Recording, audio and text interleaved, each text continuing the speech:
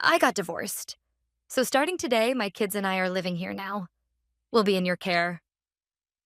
After finishing a long day, the one waiting for me when I finally opened the door at home was my sister Kate, who is 3 years older than me. Stunned and frozen in place, I watched as Kate sank deeply into the sofa as if it were her own home, her legs crossed. Behind her, several unfamiliar cardboard boxes were piled up, making the living room look like a moving site.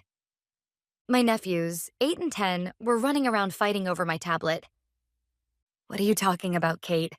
Who said you could do this? How did you even get into my house? My voice, barely steady, seemed to puzzle her. She tilted her head with genuine confusion. Why would I need permission? We're family. I asked Mom and she opened the door with the spare key. We're family, aren't we? That was when it all clicked. This wasn't just Kate acting on her own. It was a family operation, a plan to control my life behind my back. Being family doesn't give you the right to just barge into my home. Oh, stop being so uptight. You've got money. Can't you be a little generous? I heard you're the top salesperson at work and getting huge bonuses. Isn't it your duty to help your poor divorced sister and her kids? The word duty coming out of her mouth made my head spin. There wasn't a trace of pride in her eyes for her sister's success, only the naked greed of someone who'd found a resource to exploit. It was an ugly blend of jealousy and entitlement. Get out, Kate. Pack your things and leave with the kids. Now. No, I'm not leaving. Ignoring her stubbornness, I took out my phone and called our mother. After a few rings, her calm voice came through the speaker as if she already knew everything. Hello, Nicole. Sounds like Kate and the kids arrived safely. Mom, what's going on? Why did you let Kate into my house without asking me? You promised the spare key was for emergencies only. But this is an emergency. Kate got divorced and has nowhere else to go. You have plenty of extra rooms, don't you? Families help each other. That's just how it is. That's just how it is. There it was again. That phrase. In their world, my hard work and privacy were things that could be trampled over, as long as it was for family. Helping someone is one thing, but moving into my house without permission is another. Why didn't you at least talk to me first? This is my home. Because you just say no, like always. You're so cold, Nicole. So selfish. Kate's going through a tough time. You've got a great job, money, and freedom. Sharing a little with your less fortunate family won't kill you. I was speechless. To them, my success, my freedom, was nothing more than a tool for their convenience. Then, from the other side of the line, my father's irritated voice cut in. Let me talk to her. Nicole, that's enough. His tone carried the same old, heavy authority that left no room for argument. Kate's in trouble. It's your duty to help her. Stop complaining and take care of them. That's final. Final? Who decided that? This isn't your house, it's mine. If you care so much, why don't you take them in? Watch your tone. Who do you think raised you? You can't even listen to your parents? At that moment, something inside me snapped. Gratitude for being raised? That's not a lifetime permit to control my life. You've always been like this. I could hear my father shouting something, but his words no longer reached me. When I was little, I'd spent months saving my allowance to buy the newest game console. But when Kate said, I want to play too, I let her borrow it. And of course, a few days later, she broke it by accident. When I complained, my parents only said, she didn't mean to. Let it go. My effort, my treasures, they never meant anything compared to Kate's whims or my parents' indifference. Without another word, I hung up and powered off my phone. In the living room, Kate sat there with a smug smile as if she'd already won. Seeing that expression, I made up my mind. My fight would begin from that moment on. The first call I made after that was to my cousin, Stacy. She's 5 years older than me, the only relative I truly respect. Smart, kind, and always on my side. She's the one I've often turned to when it came to Kate and my parents. Nicole, none of this is your fault. Your family is the one that's messed up. Stacy had always been the calm, rational one, the person who grounded me when everything else spun out of control. A skilled real estate agent, she was also the one who had gone over every line of my rental contract before I signed it, making sure everything was in order. There was no one I could trust more in that situation. Stacy? It's Nicole. I need a favor. What's wrong? You sound serious. I want to terminate my lease immediately. Can you help me with the process? I could hear her gasp softly on the other end. No wonder. Terminate immediately? You'll have to pay a penalty. What happened? Kate showed up with her kids and just moved in. Mom and Dad used the spare key to let them in. Apparently, they expect me to support her and the boys because she got divorced. What? That's unbelievable. I know. That's why I've decided to leave. It's the only way they'll ever understand. There was a mix of sympathy and quiet anger in Stacy's voice. All right, Nicole. I get it. But that apartment's under a 1-year lease, right? If you cancel early, you'll have to pay a penalty. Check the early termination clause. It should be 2 months' rent. Do you have enough saved up for that? I do. If that's the price of freedom from them, it's cheap. Stacy let out a small laugh. That's the spirit. I'll contact the management company and let them know you're terminating. I'll take care of the paperwork myself. You can count on me. Those words alone felt like a lifeline. Even if she was the only person on my side, that was enough to keep me steady. Thank you, Stacy. But I have one condition. Everything has to stay secret. No one can know until I'm gone. Of course. I'll handle everything discreetly. After thanking Stacy and hanging up the phone, my resolve became even stronger. Next, I called my supervisor, Wesley. I briefly explained the situation and asked to switch to remote work. Of course, you have my approval. With your track record, I have no concerns at all. If you need any support, don't hesitate to ask. His immediate confidence in me, despite how sudden my request was, solidified my determination. There was nothing holding me back anymore. For the next 5 days, I lived as quietly as possible, careful not to raise suspicion. I locked myself in my room, drowning out all noise with my headphones and immersing myself in work. I had all my meals delivered. I avoided Kate and the boys entirely. Every now and then, Kate would knock on my door, yelling things like, "Aren't you going to make dinner?" or "Come watch the kids for me." I ignored her every time. As far as I was concerned, she and her children no longer existed in my life. Meanwhile, Stacy and I stayed in close contact. All the paperwork for terminating the lease and paying the penalty was handled online, and Stacy acted as my representative with the property management company. All the documents have been processed. Just say the word, and we'll finalize everything. Her short message was the only light in that suffocating darkness. Then, the day came. On a quiet Saturday afternoon, Kate called through the door. "I'm taking the kids to the mall. We'll grab dinner there, so don't wait up. We'll be home late." I didn't reply. I just waited until I heard the sound of the car engine fade into the distance. The moment silence settled, I sent a single text to Stacy. It's time. This was the moment I'd been waiting for. 2 days earlier, I'd realized the perfect opportunity was coming. I'd stepped out of my room to make coffee, took off my headphones, and saw my nephews clinging to Kate, pestering her. "Mom, can we go to the cinema this weekend?" When she noticed me, her eyes lit up with opportunistic malice. "Perfect timing, Nicole. You heard them. They want to go to the cinema. Give me some money." Her entitled tone made anger rise in my throat, but then it hit me. This was it. A guaranteed way to get them out of the house for hours. Without a word, I pulled some bills, more than enough, from my wallet and handed them to her. "You can grab dinner too. That should cover it." For a moment, she looked confused at how easily I agreed, but then snatched the money with a satisfied grin. To me, this wasn't extortion. It was my final investment, the price of cutting ties with them completely and buying my freedom. And now, as planned, they are gone.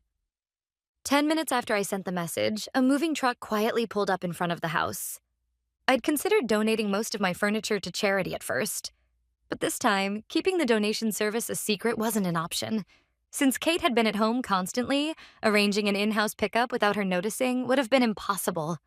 When I told Stacy about my dilemma, she introduced me to a junk removal service, a professional crew that, for a fee, would haul away everything I no longer needed. They didn't require me to sort anything. They would take care of donations, recyclables, and literal trash, exactly as instructed. Best of all, they could do it quickly and discreetly within the few hours Kate and her kids would be gone.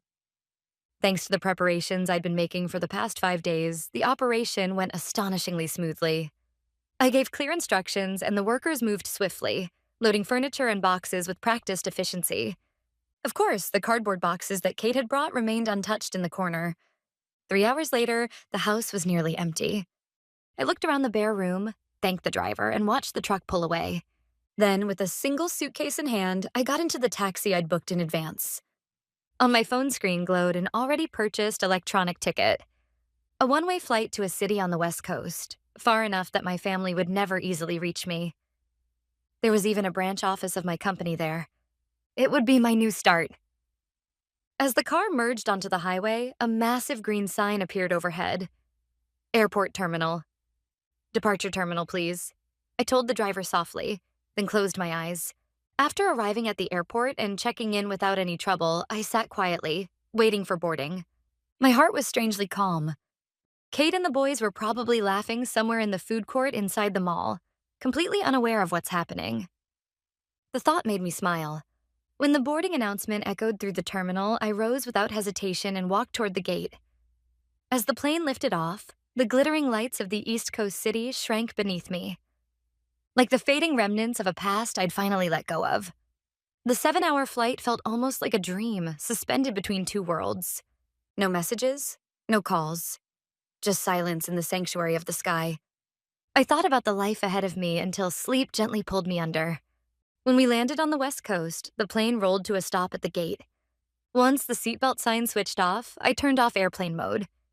Immediately, the phone in my hand began to vibrate violently, flooded with dozens of missed calls and unread messages from my mother and Kate. I glanced at the screen only once before turning it off again. Then I lifted my bag, disembarked, and followed the flow of people into the terminal as if nothing had happened. Through the arrival hall, out into the cool night air, I climbed into another taxi. As the city lights of an unfamiliar skyline passed by outside the window, I finally began to feel free. But that peace didn't last long. My phone, silent until then, started buzzing again in my bag, loud and insistent. The caller ID read, Mom. So they had discovered the empty house. Kate must have gone crying to my parents, exactly as I'd expected. I took a slow, steady breath before answering. Hello, Nicole, where are you? My mother's shrill voice stabbed through the receiver. Kate came to our house. She's hysterical. She says your place is completely empty. What's going on? Explain yourself. Explain? No, you explain. You all broke into my home and tried to take over my life. I simply refused to let it happen. Refused? How ungrateful can you be? After everything we've... Her words were suddenly drowned out by a deep, furious voice. My father had taken the phone. Nicole, you come back here right now. Apologize to Kate. What you've done is a disgrace. You've betrayed your family. Betrayal? And what about giving away my home without my consent? What about never respecting my choices? Who betrayed whom, really? My calm tone only seemed to enrage him further. I could hear his ragged breathing through the line, each word trembling with anger. Finally, he said the words I had subconsciously been waiting to hear my entire life. Enough, you heartless girl. You are no longer part of this family. Do you hear me, Nicole? You're disowned. Don't you ever show your face to us again. You are no daughter of mine. The words hit with the weight of a final judgment. But there was no sorrow in me. Instead, I felt something heavy. Something that had bound me for years, finally fall away. To my father, disowning me was the greatest punishment he could imagine. But to me, it was liberation. It was permission to live my own life. Because when they called me daughter, it was never out of love.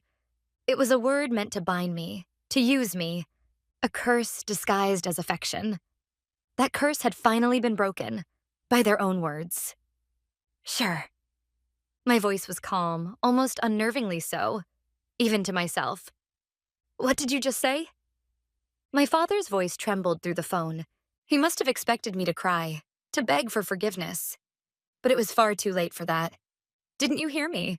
I said, sure, I'm no longer your daughter, so goodbye, and don't you dare contact me again. Before he could say anything else, I ended the call. I slipped my phone back into my bag just as the taxi pulled up in front of the hotel I had booked. After checking in, I made my way to my room. My heart felt astonishingly light. They had freed me with their own hands. Once inside, I placed my suitcase beside the bed and immediately opened my laptop. There was plenty to do. As a former daughter, on the screen was my financial management dashboard. The numbers staring back at me represented the wealth I had built over years of relentless effort. My salary and bonuses as a top salesperson at a major tech company. It was far more than my parents could ever imagine, a tangible proof of everything I had achieved despite being weighed down by the burden called family. Then I clicked on the Expenses tab, opening the list of automatic monthly transfers. Every cost I had carried as a dutiful daughter was recorded there in cold, exact numbers. At the top of the list, Mom and Dad, home loan support $800, and Mom and Dad, insurance premium $600. A few years earlier, when my father had taken early retirement due to his health and my mother had quit her part-time job, they had turned to me for help naturally, as if it were a given. "Nicole, it's such a relief that you're doing so well at work. Now we can finally feel secure," my mother had said with tears in her eyes. But even then, there had been no real gratitude, only the comfort of knowing that my success meant their future was safe. They had never asked me outright to pay for everything. By calling it support, they managed to protect their pride while subtly manipulating my guilt. And back then, still trapped in the cage of family obligation, I had accepted that role.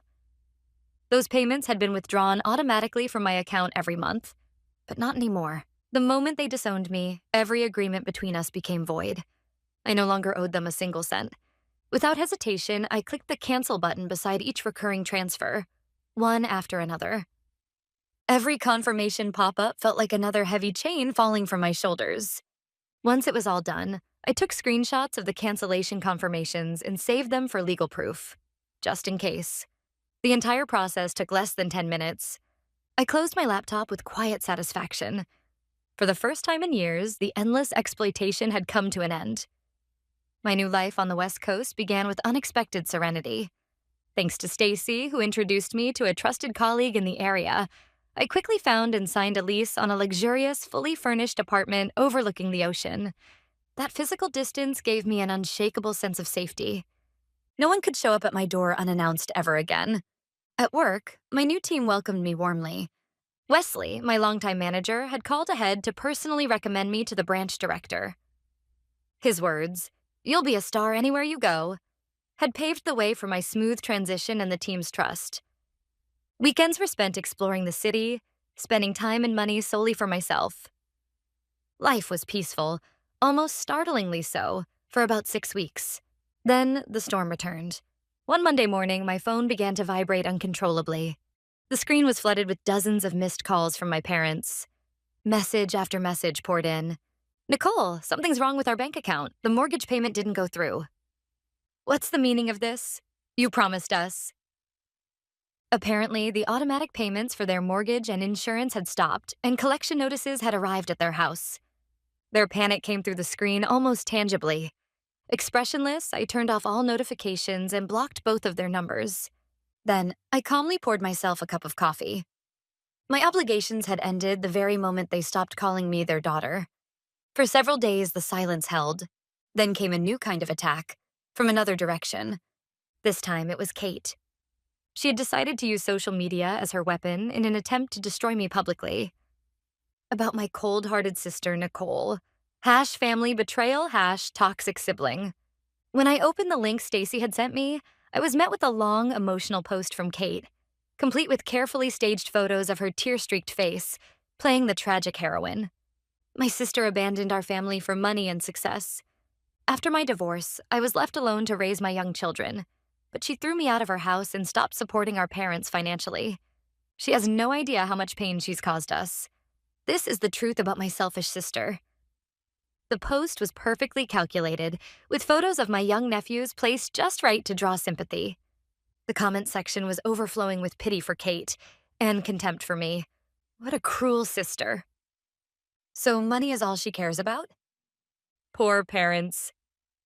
Each faceless accusation pierced me like a blade. I bit my lip hard. My hands trembled, not just with anger, but with a faint, bitter sadness. So this is how far she would go. In the photos, my nephews were smiling innocently, unaware of how their images had been weaponized. Even their purity had become part of her arsenal. Once, long ago, I had felt something close to affection for my sister. But even that faint trace of warmth was being defiled by this post. The last fragment of mercy I'd tried to preserve for her, she had crushed it herself. Fine then. If she wanted a war, I'd give her one. I would drag the truth into the light of day. I spent hours crafting my response. Not a single emotional word. Just facts, arranged clearly and precisely. Regarding my sister Kate's post, that was the title. I began by stating the simple truth. Kate had entered my home without permission while I was away, using a spare key, and had moved in illegally. When I returned, she demanded that I take care of her and the kids. When I refused, my parents called to insult me, and finally, my father disowned me. I wrote everything in chronological order, with dates. Then I attached the decisive evidence, screenshots I had saved from when I canceled the automatic transfers to my parents. There, in black and white, was the undeniable record that I had been covering their mortgage and insurance payments. $1,400 every month, for years. I didn't cut off support, I wrote calmly. I was disowned. As a former daughter, I simply fulfilled my final obligation. At the end of my post, I added this. I didn't abandon my family. I chose to protect my own life from people who refused to respect me and saw me only as a source of money. Perhaps no one will ever fully understand the pain and conflict behind that decision. But please know this. Setting healthy boundaries is not cruelty. It is a right every person deserves. My post spread like wildfire. Public opinion flipped almost overnight. People began to see how one-sided, manipulative, and emotionally charged Kate's narrative had been, and how calm, factual, and evidence-based mine was. The truth was undeniable. Kate's social media accounts were soon flooded with comments. Liar. Shame on you.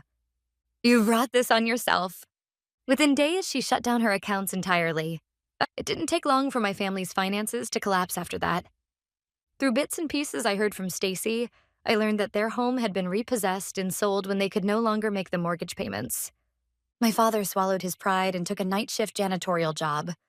My mother picked up extra hours at the supermarket. Both of them were exhausted, struggling to survive. Kate, reluctantly, found full-time work at a call center. But lacking real-world experience, she was berated by her supervisors almost daily. They all now live together in a cramped apartment on the outskirts of town, fighting constantly over money. Nicole betrayed us, Kate would scream, while my father blamed my mother. This is your fault. You've raised her wrongly. Whatever fragile bond they had left disintegrated completely. Meanwhile, my life, finally free from their grasp, began to shine again. I led a major project to success and earned an extraordinary promotion. My salary rose sharply, and with my savings, I moved out of my apartment and purchased a new condominium. My own accomplishment, built entirely by my own hands. The majestic mountain range stretching beyond my balcony felt like a reflection of my future, vast and unobstructed. Nothing stands in my way. Recently, I've started taking oil painting classes on weekends. Not for recognition, not for anyone else, but simply to fill my own heart. Freed from my family's control, I have finally begun to live my life in the truest sense. Ending a toxic relationship is not an act of cruelty. It is an act of self-preservation, a declaration of dignity. As I layered new colors onto my canvas, I made a quiet vow. This life is mine, and I will never hand it over to anyone again.